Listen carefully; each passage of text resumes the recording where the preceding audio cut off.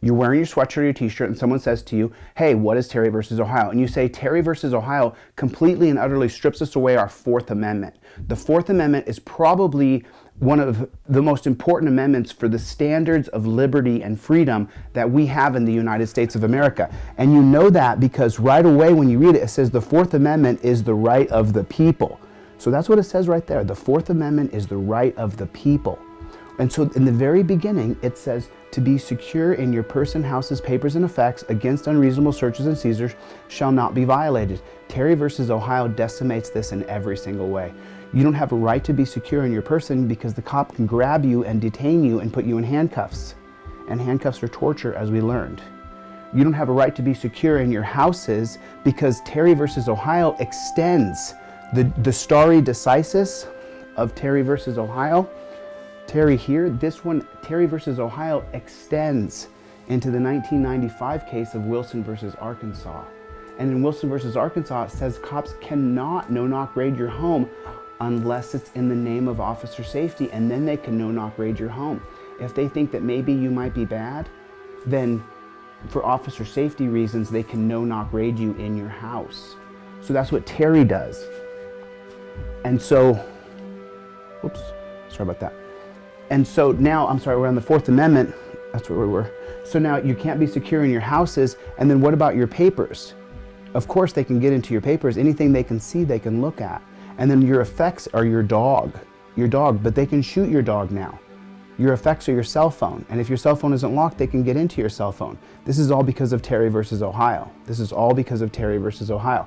And then against unreasonable searches and seizures, well, if the cops can grab you and detain you and put you in handcuffs, well then you, against unreasonable searches and seizures, the moment I'm grabbed and put in handcuffs, shall not be violated, might not be there, it should say should be violated. Because as soon as they can grab me and stick me in handcuffs and torture me, that's an unreasonable search and seizure, isn't it? It sure is. Terry versus Ohio decimates the first part of the Fourth Amendment. The second part of the Fourth Amendment, and no warrant shall issue but upon probable cause supported by oath or affirmation. Terry versus Ohio changes this from not a warrant being issued, but a detainment being issued, not from probable cause, but from his reasonable suspicion of you. And who is he? Remember, he's the guy who has no skills, can't do anything else. The only job he can take is one he can follow orders. And it's no longer supported by oath or affirmation by the victim. The cop is swearing that he was suspicious of you. So there's the second part of the Fourth Amendment gone because of Terry versus Ohio, and the Fourth Amendment again is the right of the people. And so then we come down here, and then it says, and particularly describing the place to be searched and the person or things to be seized. And now the cop just says, oh, I thought it was him. I thought it was him. So you're not particularly describing anything. The cop just says that he believes it was you. He believes it was you. And so that's it. That's all the cop has to say is he believes it you. So the third part of the Fourth Amendment completely is gone. You're not particularly describing the place to be searched and the person or things to be seized. You're saying, I think the guy over there in that car did it, and so I went and grabbed him. And then his report, he said, I thought that guy did it. And then is there any punishment to him if he's wrong? No, none. Meanwhile, you were put in the dungeon and shacked up. So your Fourth Amendment is completely gone. The idea that you are free from cruel and unusual punishment, the Eighth Amendment. You guys saw me put my cousin Tawny in handcuffs. The Eighth Amendment right here, it says that you are to be free from cruel and unusual punishment. Free from cruel and unusual punishment. Well, as soon as you're put in handcuffs, you're no... Oops, sorry about that. Well, as soon as you're put in handcuffs, you're no longer free of cruel and unusual punishment. You're being tortured. You're being tortured. And so then when the cop asks you where you're going, it's only a matter of when you say, I'm going to my girlfriend's house, just get these cuffs off me. You didn't want to answer any questions, but very soon after you were being tortured, the Eighth Amendment being violated with the torture cuffs, pretty soon you'll tell the cop whatever he needs to know for the shoulders to stop hurting, that he has your shoulders pinged behind your back and your wrists are killing you. You guys saw the doctor be attacked by the dog. You guys saw the dog attack the doctor on the video on this page. And what happened? When the paramedics walked up to the doctor and said, what hurts the most? The doctor said, my wrists. My wrists hurt the most from the handcuffs. So they're torture cuffs. So you lose your Eighth Amendment right for cruel and unusual punishment, and then very soon after that, you lose your Fifth Amendment right to not answer any questions, because you will answer questions as soon as you're in those torture cuffs long enough. You see, that's how that works. That's how that works. And so Then what the part that really bugs me is that Terry versus Ohio makes police psychics.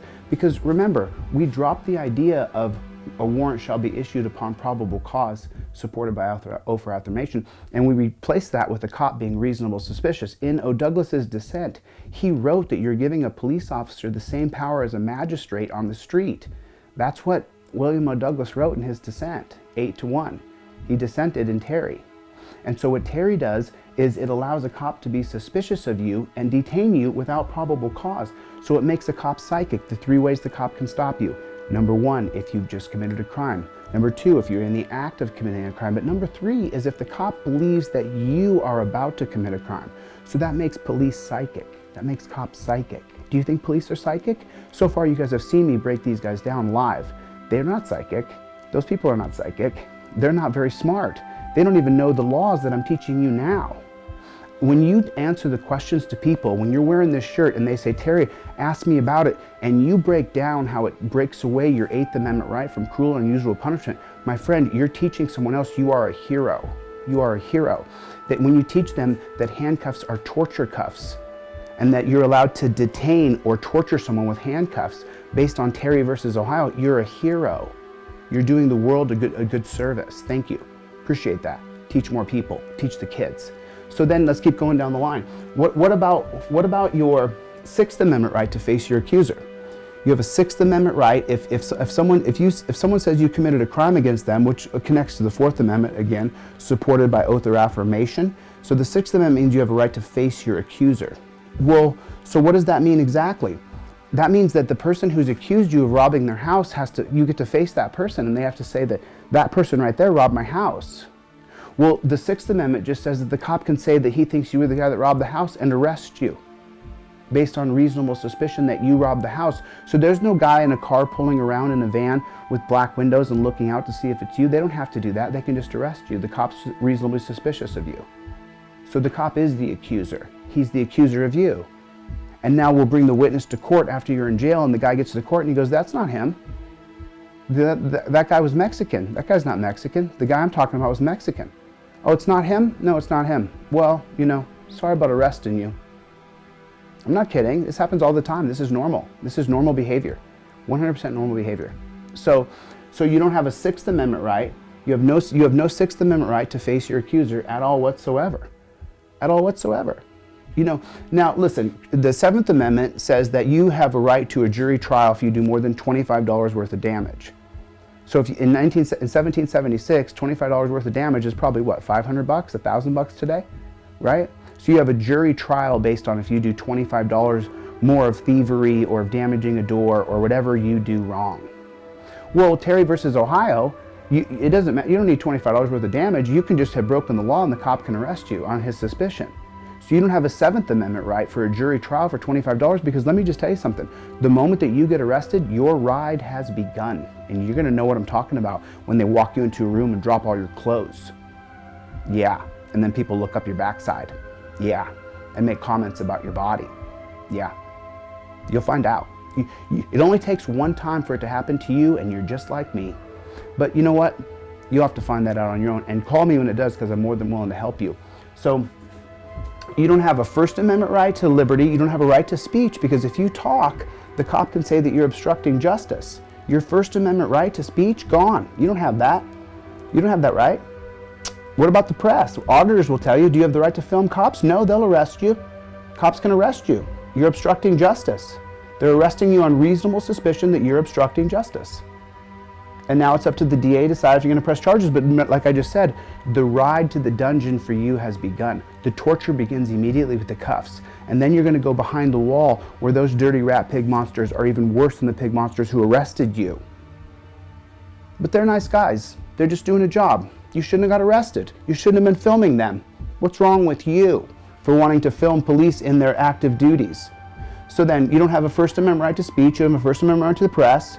Do you have the right to assemble? You don't. You can't stand on the curb and film cops. In Arizona and Oklahoma, they're trying to pass bills where you can't be within 20 feet of a cop, so you don't have a right to assemble. What if I was going to meet right there with 3 people? You lost your rights. You don't have that right. You don't have a Second Amendment right to have a gun. You know that. You can't have a gun. They'll shoot you. Tennessee versus Garner right here. This case is an extension of Terry versus Ohio. Terry versus Ohio says that officer safety is more important than your rights. Tennessee versus Garner says that if you're running away and the cop believes that officer safety is in jeopardy, he can shoot you in the back as you run away. The actual holding is just a wash. It's just stupid. It says that cops cannot shoot you in the back. It's unconstitutional unless it's for officer safety. I told you, officer safety is now the top of our Bill of Rights because of Terry versus Ohio. Because of Terry versus Ohio. And remember, the whole interaction with you, the reason why you're running away and he's shooting you in the back and believing in his mind that you're a danger to society is because he decided he was suspicious of you. You didn't have to do anything. He saw a bulge in your jacket. He thought it was a gun. He decided to be suspicious of you today. And who are these people who are suspicious of you? They're Neanderthals. They can't even hold a back and forth conversation. They're the lowest rung of our society. They don't have any other skills. That's who they are. That's who they are. So now you know when you're wearing the Terry sweatshirt, which by the way, we're sold out, boom, already gone. There's some people who haven't got their order yet, haven't gotten back to me, so I'll have a few straggling t-shirts and a couple sweatshirts left, but they're sold out. I mean, people got to me right away. So that's how you don't have any rights at all whatsoever. It strips you of all of your civil liberties. It strips you of your dignity, because if you're arrested, you'll be strip searched, and that's only based upon suspicion. Detainment is arrested. Even if you don't get taken to the dungeon, getting put in handcuffs with the knees in your neck and thrown in the back of a car, that absolutely is arrested, not detained. And it's torture too, which violates your 8th Amendment upon interaction with a cop. All you have to do is interact with them and you get a POW style of arrest on your face, bitch. Get on your face. And if you don't, I will blow your fucking head off. That's what you'll hear. That's what you'll hear if you don't comply. On your face, and if you don't, I'll blow your head off. That's what he'll say to you. How do you feel about that? Good, right? That's Terry.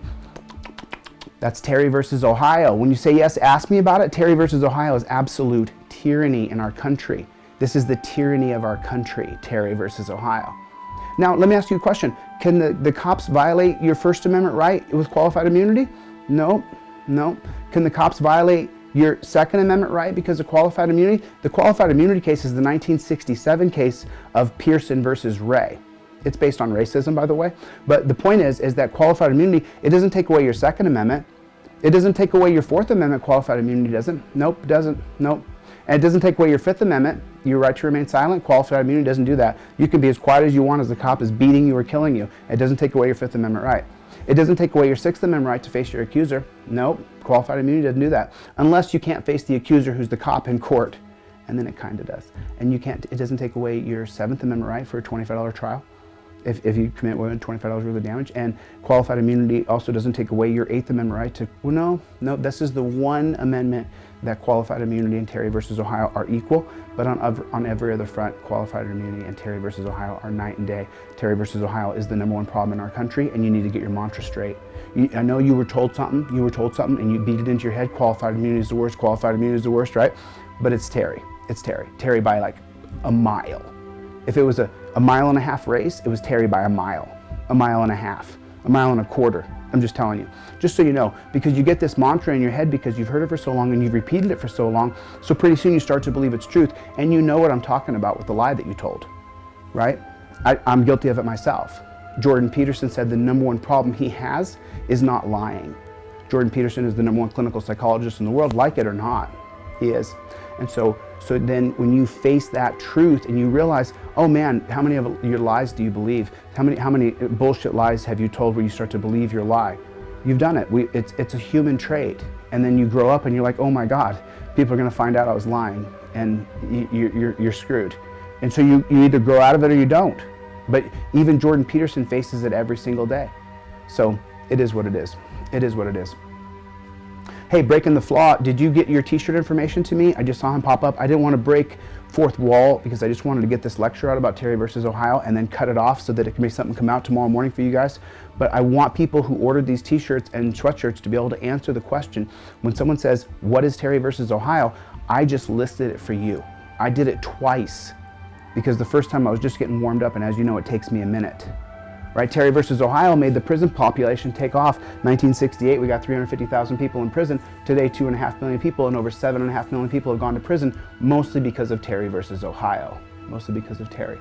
Most police stops are Terry stops. Most interactions with cops are Terry stops.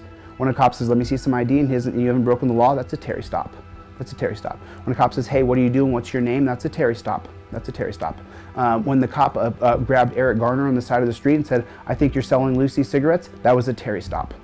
And when George Floyd was taken out of that 7-Eleven for apparently passing a funny $20 bill that no one's ever seen it, that was a Terry stop. When Sandra Bland was pulled over in her car, as she was pulled over on a pretextual stop, which is Wren versus United States, here.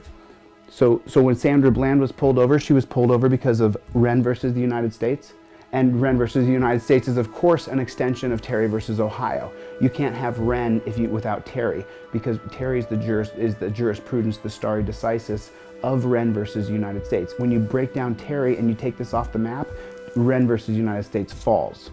You wouldn't be able to have a dog bark at your car and get arrested. This would fall, because the dog barking at your car's probable cause is an extension of Terry versus Ohio. You wouldn't have to get out of the car if you were a passenger, because the 2009 case of Arizona versus Johnson would fall, because Terry versus Ohio is the jurisprudence of Arizona versus Johnson, you see. If you were the driver of a car, you wouldn't have to get out of the car in the name of officer safety, because Pennsylvania versus Mims is jurisprudence of the case precedent is set from Terry versus Ohio. The police would have to go back to the Aguilar-Spinelli test of 1967, which is going to be here. You'd have to go back to this, because Aguilar-Spinelli, the Spinelli case right here, this Spinelli case, was overruled by the 1983 case of Illinois versus Gates. But then when Illinois versus Gates says that police can take any information from any informant they want based on the reasonable suspicion of Terry versus Ohio, which is based on Cortez. So it goes to Terry, to Cortez, over to Illinois versus Gates. And then Cortez says you can take the total circumstances of the scene to create reasonable suspicion, and so that's what Illinois does. So Terry, the jurisprudence is Cortez, the jurisprudence of Illinois is Cortez. So like this, you see. But once Terry falls, Cortez falls, and once Cortez falls, Illinois falls. You see. You see. So now I've given you, a lot of things to think about here. I want you to understand that the most important part is that Terry must fall. If Terry does not fall in our lives, we failed the next generation. And I know that. I know that. I know that like I know it, like I know it. If we do not strip down Terry, you and I, as this generation's leaders, as this generation's justice callers, as constitutionalists, as people who are civil libertarians, we failed. We failed. And so I don't think I'll be able to go to my grave with Terry standing and feel like I accomplished what I set out to do in this world. So that's just where I'm at. So anyway, cool. I'm gonna stop. Anybody have any questions at all? I'm gonna get out of here, and I'm gonna download this video, and I'm gonna re-upload it with good sound. I have good sound on this, so I'm gonna do that, and that's what I'm gonna do. You guys, thanks for giving me the opportunity to come on and talk. Thanks for watching this. I really appreciate it. If you guys want to get a t-shirt or a sweatshirt, it's deletelaws@gmail.com, and the delete laws with a Z on the end. Send me an email, and I'll get back to you. I do only have a few left. We sold out of all of them immediately, but some people from the last one, like Breaking the Flaw, I saw you on here earlier. Dude, did I get your address? Did I get your phone number? Did we do the process already? I don't know. Anyway, I'm gonna get out of here. Now you know how to answer the question. Thanks for your time. God bless you. God bless the United States of America. And let's overturn Terry versus Ohio. All right? Now you know. Talk to you guys soon. Later, guys. Peace. Later.